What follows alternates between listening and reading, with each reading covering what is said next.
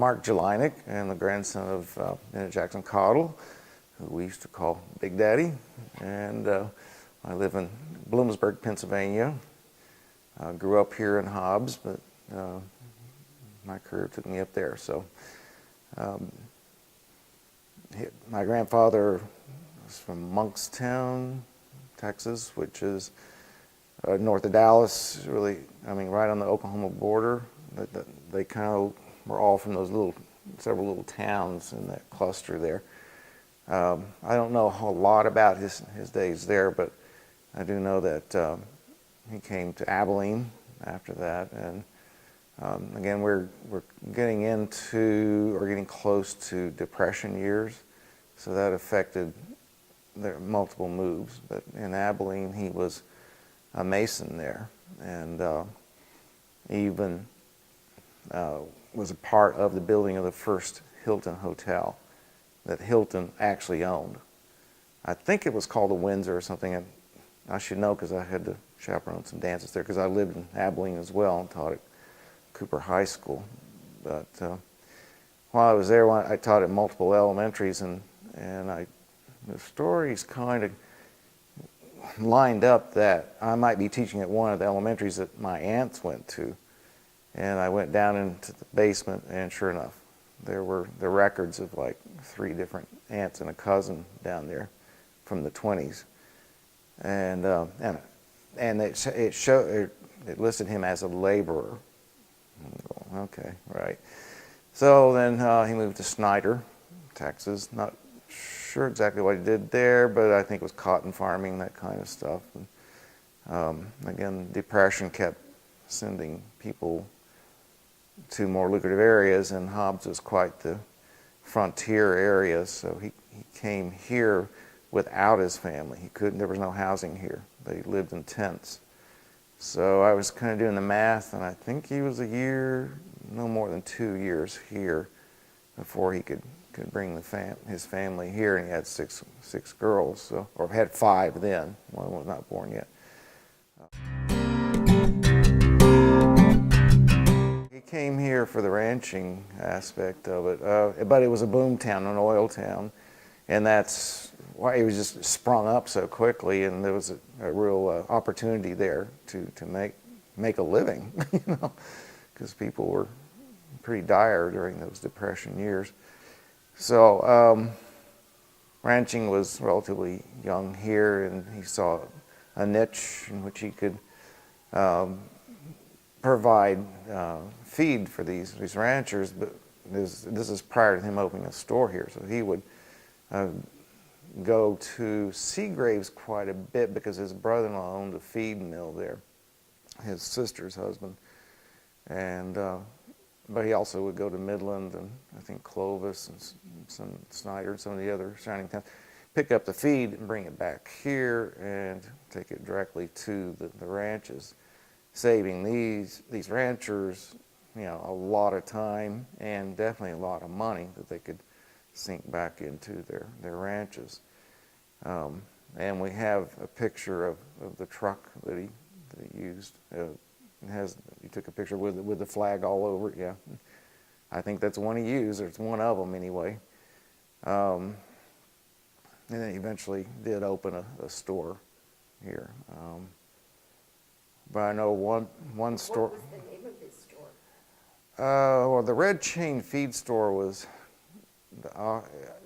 kind of the umbrella company out of Fort Worth, and I don't know that it had a specific name here, because all of the artifacts we have from the feed store say Red Chain.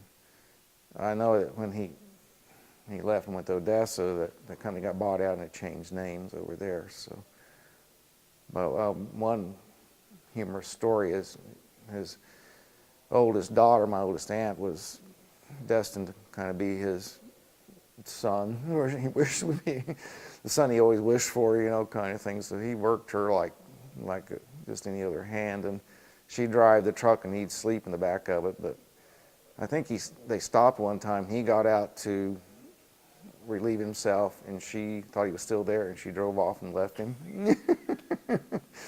And then she had to come back and get him. So that's one story that goes around the family quite a bit.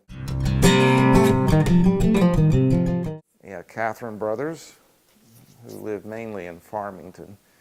Geraldine Kersey lived here. Most of them lived here. Mildred Carter, Daphne Williams, Mark Jelinek, and Bennett Holdridge. Bennett came along after they moved to Hobbs, actually. She was, oops. A postscript, they call it. So she's the only one that was actually born here. I think she and I are the only family members that have been born in Hobbs. And so which daughter was the one that was destined to be the son? Catherine, Catherine. the oldest, yeah. So, but anyway, then he opened his store here, and then he didn't have to deliver so much. And but well, these guys were just getting started, so he was very lenient with his credit with them, extremely lenient. And he said he never lost money, though. You know, he had that infamous IOU box that my grandmother never knew about, and it still had some in there. We're pretty sure there was a Tuffy Cooper one in there. But my aunt kind of like threw everything out, so we don't know for sure. But and sometimes people would feed or pay him with chickens or eggs or cattle or horses. So land was probably not too expensive around here. He would just, you know, parcel of land come up and he'd buy it. You know? So he ended up with about 5 or 6 ranches in the area, and then he put this livestock on those ranches. And I know he annually would brand cattle with Tuffy Cooper out at his Monument Ranch. My grandmother would feed him and all that kind of stuff. But one of the ranches is the former site, and the current site of Rockwind golf course, was the air base. But the government, it was him and somebody else, and the government confiscated the land, but I believe they were supposed to offer it back to him after the war, but they instead gave it or sold it to the city. But with that confiscation did not go the mineral rights. So our family still owns the mineral rights to part of that area out there. So, and then the 7K Ranch is the one we speak of the most. That one is south of town, still there. I don't think it's an operating ranch anymore. I'm pretty sure it is, and I think the houses out there's fallen down. But it's now as you go to the cemetery that's out there, you turn parallel to that and go out a couple miles, and that's the ranch we have the branding irons from. And then there's one that's right by the state line, and that still has family members living on it. With the death of my uncle, there's nothing out there now as far as livestock or anything. Roswell. We still have land in Roswell in the family, so these guys would just, you know, I'll take that. You know, just pick up land without thinking a lot about it. So in he retired here, I think in 45, and it was before that because it was during World War II, but he got bored. He never did care for retirement, even in my lifetime, but he would go out at night and help fuel the B-17s at the air base at night, like a civil service type position. And then in 47, they moved to Odessa, and he opened another feed store, which is on the site of the current post office. And that's what I remember the most. My aunt went to high school in Odessa, my youngest aunt, and met her husband there, and had their life together. And they moved back here and lived on the 7K ranches. They've lived on 2 of the ranches. So, but I remember going with him to a cattle auction one time, and I remember going out on one of his ranches around Odessa. He had ranches over there too. And he had a cow that her stomach had burst, one of her stomachs, and he just kept feeding her till she finally died. I remember dragging the carcass over to kind of a graveyard for cows, and oh gosh, I'll never forget that stink. But I remember him at the 7K ranch, again this is Odessa days, branding the cattle with that 7K brand and dehorning the females, the cows, and again another smell you'll never forget. The burning of the brands and seeing the blood squirting out. You sure you want this on there? But then they moved. He bought another little, like some 30-odd acre place in Odessa. He just didn't. They lived in town. He got tired of that, and he had cows out there, and some horses. Matter of fact, the picture that we have of him on a horse, he had her at that ranch. Her name was Lady. It was a circus horse, a Palomino. And he had about 3 horses and about 30 cattle or so.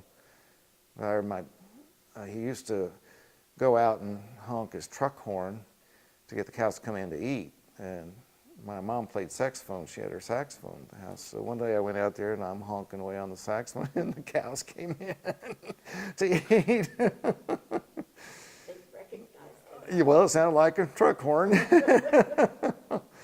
And that same truck, I remember he was doing something, but had the gate open to one of the corrals and had driven the truck, and he wanted me to pull up a little bit more so he could close the gate. Well, I just a little guy, I had no idea how to how to drive a stick shift 1950 some odd pickup, and he got in and drove it on through. I kept just pushing the accelerator because all I knew were, the automatic drive kind of things, but. And rode with him on his tractor every once in a while. And this is all, in the early 60s. This is long after his career. But it was a big place. And he was always out puttering around. And they had a huge garden, orchard, all that kind of stuff. So it was in his blood, I think, all his life. And then they moved again in Odessa before they came back here. And he lived his final couple of years here. I think they came back in 71, maybe just a year. And he passed away before my cousin and I just like in April, and we graduated from high school the next month. So, and he always said he wanted to see our graduations and didn't quite make it. Your grandmother, what was her name? Etta D. Caudill. Okay. And what was her maiden name? Phillips. Okay. From the same area as him. Now, he was Methodist, but she was Baptist, so he became Baptist. And he was very active in the church here and the one in Odessa. He was a deacon, taught Sunday school, taught some of the more prominent people in town. And he didn't have any sons, so that name kind of just died real quickly. He had 6 girls, but that was it. That was it. That's enough. That's a lot of kids. So he kind of adopted some of the boys in his Sunday school class. I think Dr. Stone was one of them, and Bill Brock. I don't know if you know that family. And my grandmother also taught Sunday school, well into my lifetime. I remember going to her class, even in Odessa. So she did that she was way up in years. But there was one time, this is another good story, they were driving along and he was known to fall asleep, and he fell asleep at the wheel. And trying to think, Aunt Bennett would not have been born yet, I don't think, and the car went off in a ravine, and my grandmother went through the windshield. I think it maybe even landed. I should have killed her, and it didn't. But, everybody got really banged up, and my mother said she still remembers hearing my grandmother crying out when they were pulling glass out of her. So, I used to fall asleep a lot, and especially in church and First Baptist Church in Odessa. was always televised in Hobbs, and they would always zoom in on him, and he's snoozing away during the sermon. Probably had sleep apnea or something. He snored like Undiagnosed, yeah. I think he did. He snored so loud. Oh gosh, that ranch I was telling you about in Odessa, we'd been sleeping in rooms on opposite ends of the house, and you could hear him loud and clear. Those were really tough years, you know, depression, and my grandmother was right there working right with him in the feed stores and pick cotton. They even had to do that, worked in the fields, have babies. She was number 5 out of 6. And all the older girls would do the cooking and the younger ones would clean up. So my mother didn't know how to cook when she got married. She had to have a priest help her, because my dad was Catholic and my mother was Baptist, and so he was here in World War II, and they met, and later got married a little after he was shipped out. So Mom had to learn in Florida how to cook. But anyway, that was her role in the family, and she remembers picking cotton and feed stores and all that kind of stuff, and milking goats. Yeah, my grandfather had ulcers, and the only thing that he could, not the only thing, but one thing that really helped him a lot was drinking goat's milk. So she would have to milk the goats, and had to do it one time while my dad waited in the living room to go on a date with her. But she was 7 when they moved here, so she remember a good deal of it. And my next aunt didn't come along for 9 years, so she was the baby all that time. And I don't know how she ever, maybe we shouldn't put this online, how she adapted to that very well, not being the baby anymore. My grandfather only really had one sister that were the same parents. His mother died when he was only 5 years old. Which brings another funny story. On the day of his father's wedding, he got a spanking for lighting firecrackers under the outhouse. People would go in. But he had several half-brothers and sisters, which him being one of the older ones, he helped raise them as well. And they kind of... in Texas. Let's see, no, he probably was over here too. Yeah, it may have been mostly Texas. I'm trying to think now. Because a lot of them were still, I mean, like one of them was in, I remember one great uncle in Odessa, and a great aunt in Carlsbad, and then one in Big Springs. So they were kind of out this way a bit.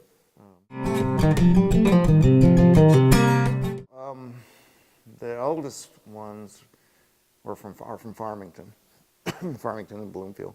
So that would have been my Aunt Catherine's daughters.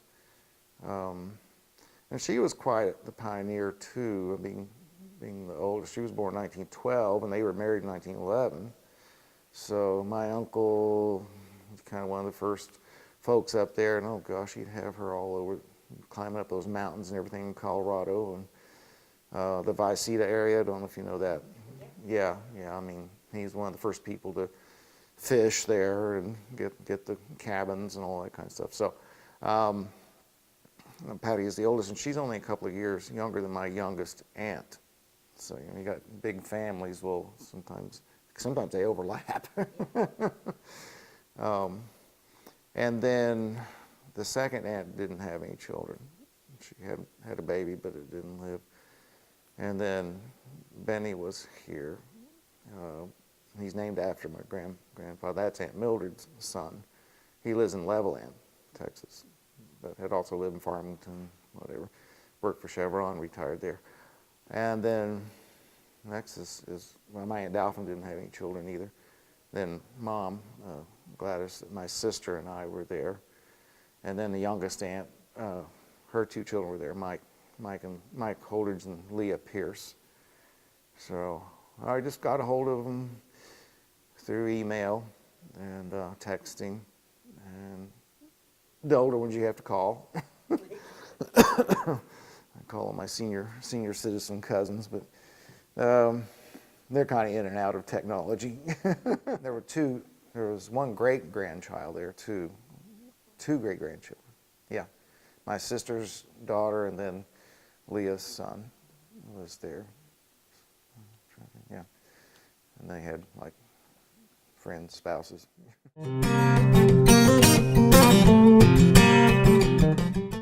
Not so much. One of the grandsons, I think, is going to be moving out to that ranch out by the state line. So he has been. Yeah, my youngest aunt, her kids or grandkids have been active. Like they're active at the fair. They show livestock there, and have won awards and stuff. So yeah, they're still kind of into that. And my cousin Leah, the youngest, she still lives out near that ranch, and has some livestock on her place. They all kind of own So that parts of them. legacy will continue. Oh yeah, oh yeah. Trying to think what Waylon's doing. Most of them, yeah, they can work in the oil field, but they do this also. So none of them do it for a living, so to speak.